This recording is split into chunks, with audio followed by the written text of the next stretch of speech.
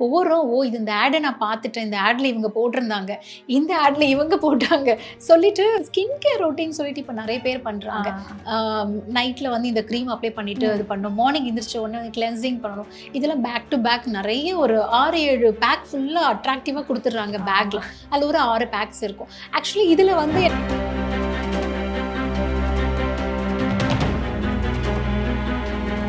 சீக்கிரம் ஏஜ்டு லுக்கு வந்துடும். அதுக்கப்புறம் ஸ்கின்ல ஓப்பன் போர்ஸ் ஜாஸ்தி ஆகிடும், பிம்பிள்ஸ் ஜாஸ்தி ஆகிடும், எல்லா ஸ்கின் காம்ப்ளிகேஷன்ஸும் வந்துடும், அந்த ஃபேஸ்க்குள்ளே வந்துடும்.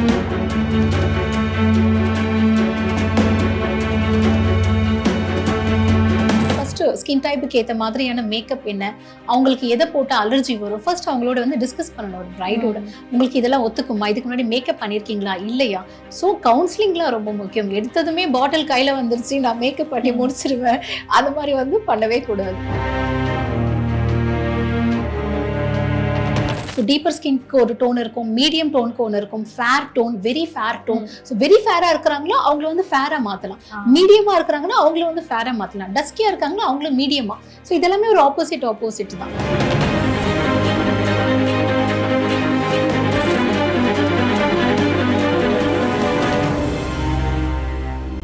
விசில் விமனர்களுக்கு அன்பான வணக்கம். நான் உங்க ஐஸ்வர்யா. இன்னைக்கு நம்ம கூட யார் இருக்கா அப்படின்னு பார்த்தா, அவங்கள ஆக்ட்ரஸும் சொல்றதா, இல்ல ஆங்கரும் சொல்றதா, இல்ல மேக்கப் ஆர்டிஸ்ட் சொல்றதா, இல்ல ஆண்டர்பிரனர் சொல்றதா, என்ன சொல்றது அப்படின்னு சொன்னா எல்லாத்தையுமே சொல்லலாம். சோ நம்ம வெல்கம் பண்ணிடலாம் சாரா மேம். Hi ma'am. ஹாய் வணக்கம். எப்படி இருக்கீங்க ஐஸ்வர்யா? நல்லா இருக்கேன் மேம், நீங்க எப்படி இருக்கீங்க? கிரேட். விசில் விமன் சப்ஸ்கிரைபர்ஸ் எல்லாருக்கும் thank you so much for inviting me for this interview. ரொம்பவே சந்தோஷம் உங்க எல்லாரையும் மீட் பண்றது.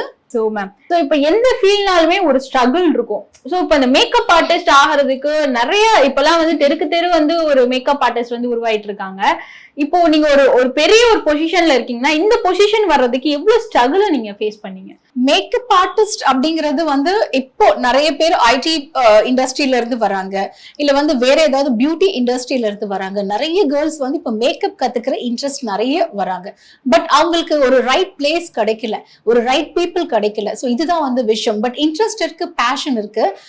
அவங்க வந்து எப்படியும் வந்து நகையெல்லாம் வந்து அடகு வச்சு, இல்ல வந்து வட்டிக்கு கடன் வாங்கி, இந்த மாதிரி நிறைய பெண்கள் வந்து ரொம்ப கஷ்டப்பட்டு ஒரு 50 to 1 lakh வரைக்கும் பேமெண்ட் கொடுத்துதான் வந்து மேக்கப் கத்துக்கிறாங்க. பட் அப்படி கத்துக்குன்னு அப்புறமே கூட வந்து அவங்களுக்கு ஜாப் யாரு கொடுப்பாங்க? மேக்கப் கத்துக்கிற இடத்துல ஏன் ஜாப் கொடுக்க மாட்டேங்கிறாங்க அவங்களுக்கு, இல்ல ஏன் ரெஃபரன்ஸ் தர மாட்டேங்கிறாங்க? ஸோ இந்த மாதிரி எல்லாம் நிறையவே வந்து ஸ்ட்ரகிள் இருந்துட்டு இருக்கு. இதுக்கு எல்லாமே வந்து ஆன்சரே தெரியாம சில பேர் வந்து எனக்கு வந்து மேக்கப் கத்துக்கணும். மேக்கப் ஏன் கத்துக்க போறீங்க, கத்துக்கிட்டு என்ன பண்ண போறீங்க, இல்ல மேக்கப் வந்து செல்ஃபா நீங்களே போட்டுக்க போறீங்களா? அதுக்கு வந்து ஜஸ்ட் ஒன் டே போதும். ஒரு நாள் ஒரு பொண்ணு அவங்களே வந்து ஒரு க்ரூம் பண்ணிக்கணும் அப்படின்னா க்ரூமிங் ஜஸ்ட் ஒரு ஒன் டே போதுமே. இதுக்காக ஏன் அவங்க 15 நாள் 30 நாள் ஏன் மேக்கப் இண்டஸ்ட்ரியில போயிட்டு 1 lakh வரைக்கும் கொடுத்துட்டு ஏன் அவங்க கஷ்டப்படணும்? ஸோ எதுக்காக ஏன் கத்துக்கிறோன்ற ஒரு இதுவே இல்லை. பட் நான் மேக்கப் கத்துக்கணும், நான் வந்து மேக்கப் போட போறேன், பிரைடல் மேக்கப் அட்டென்ட் பண்ண போறேன். ஸோ இந்த மாதிரி கன்ஃபியூஷன்ஸ்லேயே வந்து நிறைய கேர்ள்ஸ், இது அவங்களுடைய ஸ்ட்ரகிளுக்கு காரணம். ஸோ இப்போ வந்து இவ்வளோ 1 lakh வரைக்குமே வந்து கட்டி வந்து ஜாயின் பண்ணி படிக்கிறாங்க. ஸோ எல்லாருமே வந்து ஓகே எல்லாத்தையும் கத்துக்கிட்டு தான் அந்த கிளாஸ் விட்டு போறாங்க அப்படின்னு சொல்ல முடியுமா? இல்ல அதுதான் அது ரொம்ப இப்ப இருக்கிற ரொம்ப கஷ்டமான ஒரு விஷயமா இருக்கு. எனக்கு பார்க்கவே முடியல இவங்க படுற கஷ்டம். ஏன்னா எங்கேயோ போயிட்டு 1 lakh பேமெண்ட் கொடுத்து மேக்கப் கத்துக்கிட்டு ஜாபுக்காக மட்டும் என்கிட்ட வராங்க. ஸோ இந்த ரீசெண்ட் டேஸா நான் பேக் டு பேக் இதே ஒரு 1 year பாக்குறேன். நான் நிறைய சேனல்ஸ் இன்டர்வியூல நான் சொல்லியிருக்கேன், மேக்கப் கத்துக்கணுமா ஃப்ரீயாவே வாங்க, நான் எதுவுமே சார்ஜ் பண்ணல, நீங்க கத்துக்கிட்டு நீங்க ஒர்க் பண்ணுங்க, இல்ல என்கிட்ட வாங்க நானே ஒர்க் தரேன். ஸோ இந்த மாதிரி நிறைய நான் இப்போ கூட பாத்தீங்கன்னா எவ்ரிடே நான் வந்து போஸ்ட் போடுவேன், ஃப்ரீ 1 day மேக்கப் செமினார்.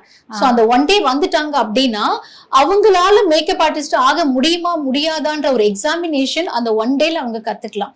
இதுக்கு தேவையில்லாம 15 நாளா டைமே ஸ்பெண்ட் பண்ண வேண்டாம். நம்ம புதுசா ஒரு இண்டஸ்ட்ரிக்குள்ள ஒரு ஜாப்காக போறோம் அப்படின்னா ஒரு ட்ரையல் நம்ம பாத்துக்கணும். நமக்குள்ளேயே நம்மளால செய்ய முடியுமா முடியாதா, இது எல்லாமே நமக்குள்ள நம்ம எக்ஸாமினேஷன் பண்ணிக்கணும். எடுத்ததுமே நான் 1 lakh rupees என் வீட்டுல கொடுத்துட்டாங்க, நான் கட்டிட்டேன், அங்க போய் நான் வந்து ஃபன் பண்ண போறேன், டான்ஸ் பண்ண போறேன், மேக்கப் பண்ண போறேன், இது எல்லாமே சொல்லிட்டு ஒரு என்ன ஒரு இன்டென்ஷனுக்காக போனாங்களோ எண்ட் ஆஃப் த டேல அந்த ஒரு ரிசல்ட் அவங்களுக்கு கிடைக்கிறதே கிடையாது. ஸோ ஃபர்ஸ்ட் கேர்ள்ஸ் வந்து அவங்களே எக்ஸாமினேஷன் பண்ணணும்.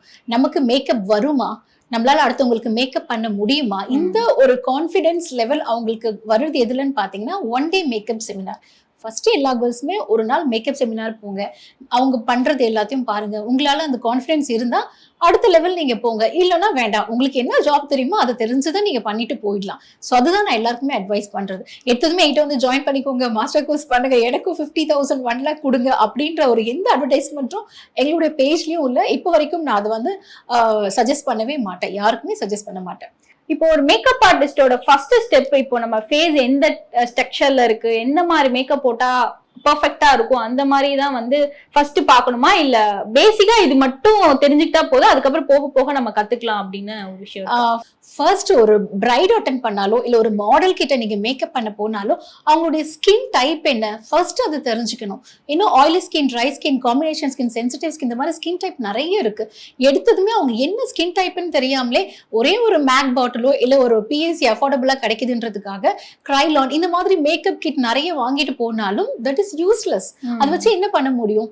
எந்த ஸ்கின் டோனுக்கு எந்த மேக்கப் ப்ராடக்ட் யூஸ் பண்ணணும் அப்படிங்கிற நாலேஜ் இருந்தா மட்டும்தான் அவங்களால மேக்கப் ஆர்டிஸ்ட் ஆக முடியும், சஸ்டெயின் பண்ண முடியும். இந்த இண்டஸ்ட்ரிக்குள்ள எல்லாரும் மேக்கப் கத்துட்டு வராங்க, பட் எத்தனை பேர் பாதிலேயே ஓடி போறாங்க, எத்தனை பேர் டில் எண்ட் வரைக்கும் இருந்து சக்சஸ் பண்றாங்க, எத்தனை பேர் ஸ்ட்ரகிள் பண்றாங்க.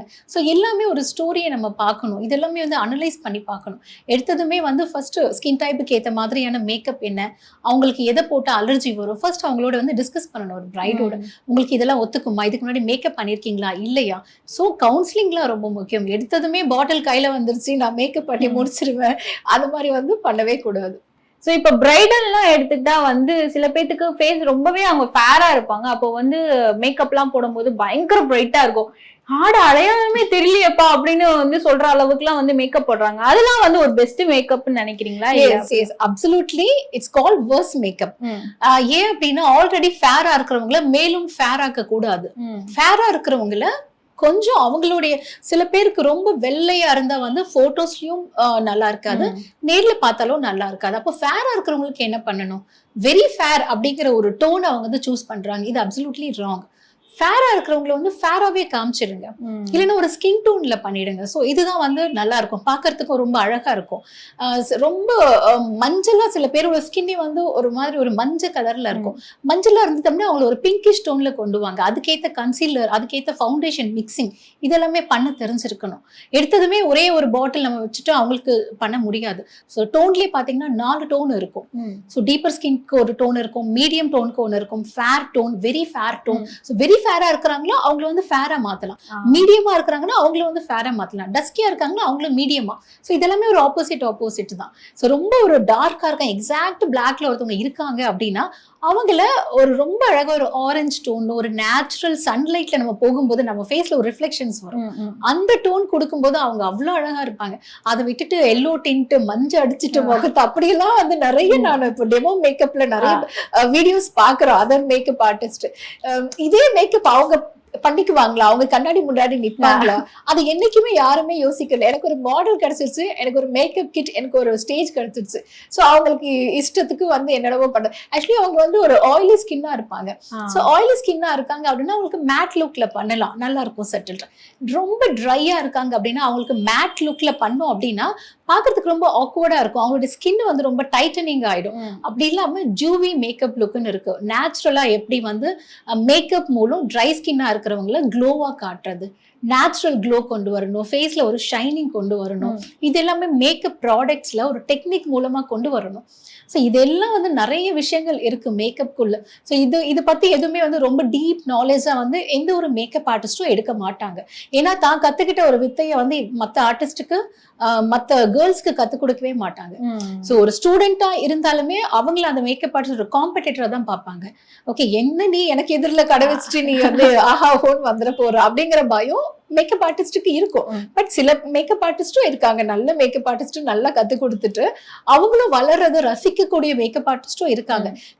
இன்னும் சில மேக்கப் ஆர்டிஸ்ட் பாத்தீங்கன்னா, ஐயோ உனக்கு இவ்வளவுதான் கத்து கொடுப்பேன், நீ இதை வச்சுட்டு என்ன பண்றியோ பண்ணிக்கோ, இண்டஸ்ட்ரிக்குள்ள இருக்கியா இல்லையோ, இல்ல நீங்க வந்து எனக்கு ஃபீஸ் கட்டினா போதும், இந்த ஒரு நாள் எனக்கு சிலபஸ் முடிச்சுட்டா போதும், உங்களுக்கு ஒரு 15 நாள் கொடுத்திருக்கேன், அந்த 15 நாள் முடிச்சுட்டு போதும்னா எனக்கு போதும், ஏன்னா எனக்கு அடுத்து வந்து ஸ்கெடியூலுக்கு ஆள் வெயிட் பண்றாங்க பேட்ச்.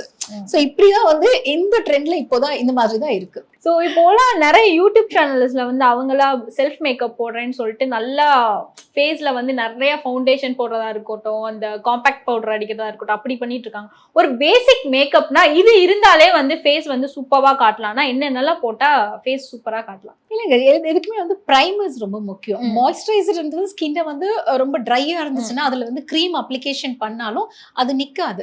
எதுக்குமே நம்ம வந்து ஒரு நல்ல ஒரு டெக்ஸ்டர் வேணும், ஒரு நல்ல ஒரு மாய்ஸ்சரைசிங் டெக்ஸ்டர் இருந்தால் தான் நம்மளுடைய ஸ்கின்ல வந்து அது மேக்கப் அப்சர்வ் ஆகும்.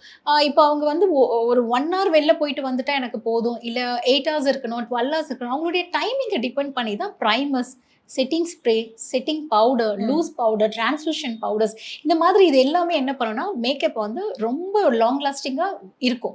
ஒரு மோர் தென் 12 hours வரைக்கும் மேக்கப் அப்படியே இருக்கும். ஸோ அவங்க டிசைட் பண்ண வேண்டியதான். இதெல்லாமே வந்து மேக்கப் அவங்க நீங்க கத்துக்க போற இடத்துல மேக்கப் ஆர்டிஸ்ட் கற்றுக் கொடுப்பாங்க. எல்லாத்துக்குமே ஹவர்ஸ் கணக்குல இருக்குங்க. ஒரு மேக்கப்ன்றது அது ஒரு இட்ஸ் மேஜிக்கல் தான் சொல்ல முடியும். ஸோ எவ்வளோ ஹவர்ஸ் நீங்க மேக்கப் இருக்கணும் அப்படின்னு டிசைட் பண்றீங்க. இப்போ 1 hour இருக்கீங்கன்னா ஜஸ்ட் ஒரு மாய்ஸ்சரைசர் அப்ளை பண்ணுங்க. நிறைய பிபி க்ரீம் வருது, சிசி க்ரீம் வருது, அது நீங்க அப்ளை பண்ணலாம். ஒரு காம்பாக்ட் பவுடர் போட்டுக்கலாம். இல்ல எங்களுக்கு கொஞ்சம் ஸ்கின் ஒரு பாலிஷா வேணும், ஒரு ஆக்ட்ரஸ் மாதிரி நான் லுக் வேணும் அப்படின்னா வந்து கன்சீலர்ஸ் அப்ளை பண்ணிட்டு அதுக்கப்புறம் அவங்க வந்து லைட்டா அவங்க ஷேட்ல இருந்து ஒரு ஷேடு கொஞ்சம் ஃபேரா இருக்கக்கூடிய ஒரு ஃபவுண்டேஷனை ஈவனா அப்ளை பண்ணிட்டு காம்பாக்ட் போட்டுட்டு போகலாம். That's it.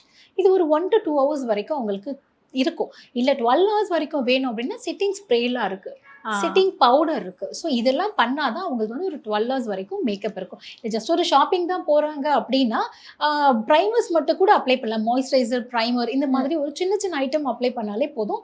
ஸ்கின் வந்து ஒரு நேச்சுரல் க்ளோல இருக்கும். ஸோ எந்த அளவுக்கு மாய்ஸ்சரைசர் வந்து ரொம்பவே இம்பார்ட்டன்ட் நம்ம ஸ்கின்னுக்கு? மாய்ஸ்சரைசர்ஸ் வந்து ரொம்ப ரொம்ப முக்கியம். ஏன்னா வந்து ட்ரை ஸ்கின்னா இருக்கிறோம் அப்படின்னா ஸ்கின்னை வந்து ரொம்ப இறுக்கி பிடிச்சிரும். நம்மளால வந்து ட்ரை ஸ்கின் பீப்புளால இருக்கவே முடியாது. ஸோ அதுலேயே பார்த்தீங்கன்னா மாய்ஸ்சரைசர்லேயே 2 வகை இருக்கு. மேட்டிஃபையிங் மாய்ஸ்சரைசர் இருக்கு, டியூவி மாய்ஸ்சரைசர், illuminating மாய்ஸ்சரைசர் இருக்கு. இது எல்லாமே என்ன பண்ணும் அப்படின்னா illuminating மாய்ஸ்சரைசர் வந்து ட்ரை ஸ்கின் இருக்கிறவங்க போட்டாங்க அப்படின்னா அவங்க ஃபேஸ் ரொம்ப பலன்னு ஷைனிங்காக இருக்கும், நல்ல ஒரு க்ளோ கிடைச்சிரும். அது மட்டும் போதும். இல்லை ஆயில் எப்பவுமே ப்ரொடியூஸ் பண்ணிக்கிட்டே இருக்கும், எனக்கு எப்போ பார்த்தாலும் என் ஸ்கின் ஆயிலியாக இருக்குன்னா மேட்டிஃபையிங் மாய்ஸ்சரைசர் இருக்கும். ஸோ அதை அவங்க அப்ளை பண்ணிக்கிட்டா அந்த ஆயில் வந்து சுரக்கிறது வந்து அது லாக் பண்ணிக்கும். ஸோ இதுலயே இவ்வளோ வகை இருக்கு. எடுத்ததுமே நான் ஒரு மாய்ஸ்சரைசர் கடைக்கு போய் வாங்க போறேன் அப்படின்னா கிளம்பி போயிடக்கூடாது. இப்போலாம் ஆன்லைன் மார்க்கெட்டிலே வந்து நிறைய மாய்ஸ்சரைசர் வந்துச்சு. ஸோ இது வந்து நம்ம ட்ரை பண்ணலாம்னு சொல்லிட்டு எல்லாமே ட்ரை பண்றாங்க. அந்த ஸ்கின் ஸ்ட்ரக்சருக்கு வந்து ஏற்ற மாதிரி ட்ரை பண்ண மாட்டாங்க. எஸ், இது வந்து ஸ்கின் டைப்ல என்ன இருக்கோ அது மாதிரி தான் நம்ம பண்ணணும். அது ரொம்ப ரொம்ப முக்கியம். ஆன்லைன் மட்டும் இல்லை, இப்போ எல்லா சூப்பர் மார்க்கெட்ல கூடமே காஸ்மெட்டிக்ஸ் நிறைய விற்க ஆரம்பிச்சிட்டாங்க. அதுல வந்து என்ன லெவல்ல வந்து பாரஃபின் இருக்கு இதெல்லாம் யாருமே பார்க்கறது கிடையாது. அது என்ன கான்டென்ட்ல இருக்கு எதுவுமே பார்க்கறது இல்லை. போகிறோம், இது இந்த ஆடை நான் பார்த்துட்டேன், இந்த ஆட்ல இவங்க போட்டிருந்தாங்க, இந்த ஆட்ல இவங்க போட்டாங்க சொல்லிட்டு ஸ்கின் கேர் ரொட்டீன் சொல்லிட்டு இப்போ நிறைய பேர் பண்றாங்க. நைட்ல வந்து இந்த க்ரீம் அப்ளை பண்ணிட்டு இது பண்ணணும், மார்னிங் எந்திரிச்ச உடனே கிளென்சிங் பண்ணணும். இதெல்லாம் பேக் டு பேக் நிறைய ஒரு 6-7 பேக் ஃபுல்லா அட்ராக்டிவா கொடுத்துட்றாங்க பேக்ல. அதில் ஒரு 6 பேக்ஸ் இருக்கும். ஆக்சுவலி இதுல வந்து எனக்கு அவ்வளவா வந்து ஒப்பீனியனே கிடையாது. இதெல்லாம் நீங்க யூஸ் பண்ணுங்க நான் சொல்லவே மாட்டேன். ஸ்கின் கேர் ரொட்டீன் அப்படிங்கிறது ஜஸ்ட் நம்ம வீட்லயே பண்ணிக்கலாம். வீட்லயே பார்த்தீங்கன்னா பச்சை பயிறு இருக்கு, அதுக்கப்புறம் வந்து நலங்கு மாவு. ஸோ இதுலேயே நலங்கு மாவு சோப் எல்லாம் வந்துருச்சு. ஸோ எப்படி நம்ம பாட்டி கால வைத்தியம் தான் இப்போ வரைக்கும் நமக்கு ரொம்பவே முக்கியம். ஏன்னா பொல்யூஷன் ஜாஸ்தி ஆயிடுச்சு. நிறைய இடங்கள்ல பார்த்தீங்கன்னா இப்போ டஸ்ட் ரொம்ப ஃபார்ம் ஆகுது. ஸோ ஜஸ்ட் அவங்க வந்து ஒரு ஷால் கட்டிட்டு வெளில போயிட்டு வந்தா கூடமே டஸ்ட் ஃபார்ம் ஆக தான் செய்யுது. அப்போ அந்த டஸ்ட்டை கிளியர் பண்ணாமலே என்ன பண்றாங்க, அதுக்கு மேலே திக் லேயரை நிறைய போட என்ன ஆகும், ஸ்கின் சீக்கிரம் ஏஜ்டு லுக்கு வந்துடும். அதுக்கப்புறம் ஸ்கின்ல ஓப்பன் போர்ஸ் ஜாஸ்தி ஆகிடும், பிம்பிள்ஸ் ஜாஸ்தி ஆகிடும், எல்லா ஸ்கின் காம்ப்ளிகேஷன்ஸும் வந்துடும், அந்த ஃபேஸ்க்குள்ளே வந்துடும். ஸோ ஃபர்ஸ்ட் வந்து டஸ்ட்டை கிளியர் பண்ண என்ன கிளியர் பண்ணும், tomato is a nice toner சொல்லுவாங்க. ஸோ டொமேட்டோ கட் பண்ணி டோனர் மாதிரி அப்ளை பண்ணாலே டஸ்ட் எல்லாம் வெளில வந்துடும். அதுக்கப்புறம் ஸ்ட்ரீம் எடுக்கிறது, விட்டமின் இ கேப்சூல் போட்டு நம்ம ஸ்ட்ரீம் எடுத்தோம் அப்படின்னா டஸ்ட்டு ஃபுல்லாக கிளியர் ஆகிடும். நைட்டில் வெறும் அதை மட்டும் ஸ்ட்ரீம் எடுத்துகிட்டு நீங்கள் தூங்கி பாருங்கள், மார்னிங் உங்கள் ஃபேஸ் அவ்வளோ ஃப்ரெஷ்ஷாக இருக்கும். ஸ்கின்ல நம்ம தொட்டு பார்த்தால் நமக்கு தெரியும் நல்ல ஒரு சாஃப்ட்னஸ் க்ரியேட் ஆகும். அதுக்கப்புறம் கும்குமாதி தைலம் இருக்குது. இது வந்து நைட்டில் அப்ளை ட்ரை ஸ்கின்னாக இருக்கிறவங்க அப்ளை பண்ணிட்டு படுத்தாங்க அப்படின்னா மார்னிங் வந்து மாய்ஸ்சர் ஒரு நல்லா இருக்கும், அவங்களுடைய ஸ்கின் வந்து ரொம்ப நல்லா இருக்கும். ஸோ ஸ்கின்னுக்கு வந்து ஒரு ஹைட்ரேட் கொடுக்குற விஷயத்த நம்ம பண்ணணும். அதை விட்டுட்டு நைட்ல திக் லேயர்ல இவங்க வந்து இவங்க ஸ்கின் கேர் ரொட்டீன் கொடுத்துட்டாங்க, இதை வந்து நைட்ல அப்ளை பண்ணிட்டு தூங்க சொன்னாங்கன்னு சொல்லி டெய்லி நைட்ல ஏதாவது நம்ம பண்ணிக்கிட்டே இருக்கக்கூடாது. ஏன்னா திக் லேயர் இப்போ நைட்ல ஃப்ரீயா விட்டுணும் ஸ்கின்னை.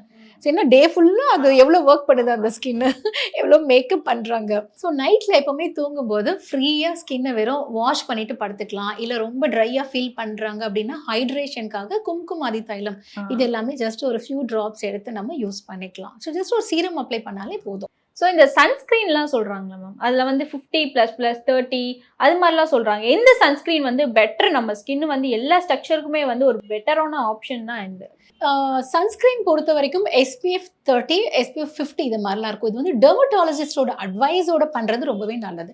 இப்போ வரைக்குமே வந்து நம்ம கண்டிப்பா ஸ்கின் ப்ரொடெக்ட் பண்ணி தான் ஆகணும். ஏன்னா சன்னோட டைரக்ட் எக்ஸ்போஷர் நம்ம ஃபேஸ்க்கு பட்டாலே நம்ம ஸ்கின் வந்து இமீடியட்டா டேன் ஆகும்.